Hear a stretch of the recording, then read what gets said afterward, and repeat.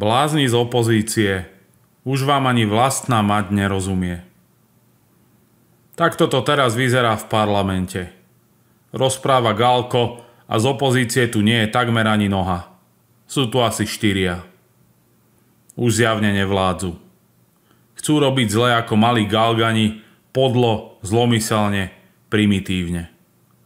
A ani to nevedia robiť poriadne. Chcú, aby Slovensko nemalo rozpočet, aby ľudia nemali zastropované ceny energií, aby seniori nemali vyššie dôchodky. Chcú ubližovať Slovákom.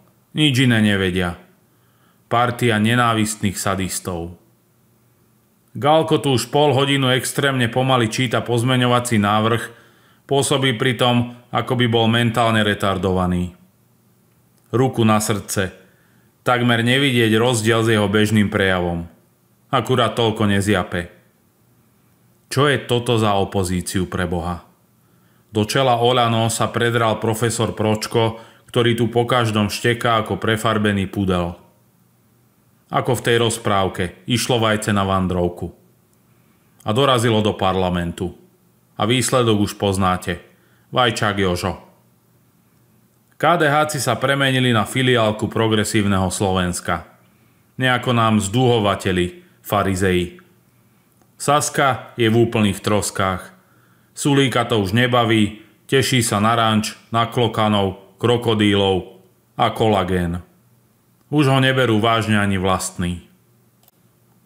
Kolíková s Grölingom bojujú o to, kto z nich sa stane novým lídrom mŕtvej strany. Smutný príbeh. A Šimečka? Už to počúvame z každého rohu. Oligarchovia v pozadí Progresívneho Slovenska sú v rozpakoch z toho, čo to Šteňa predvádza. Smeje sa na ňom celé Slovensko. Medzi jeho vlastnými rastie nervozita. Jeho osud je spečatený. Dajú ho dole, ako predtým Štefunka, Trubana a Biháriovú. Čaká sa na Čaputovú, ktorá sa po odchode z paláca postaví na čelo Progresívneho Slovenska. Šimečku odhodia do koša ako pokazené mončiči. Sú až v takom dezolátnom stave, že sa ani nevedia zmieriť s tým, že prehrali voľby. Kopú okolo seba ako zdochyňajúce kone.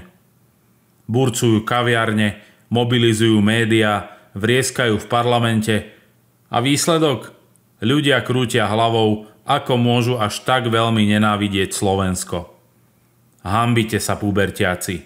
Hanbite sa.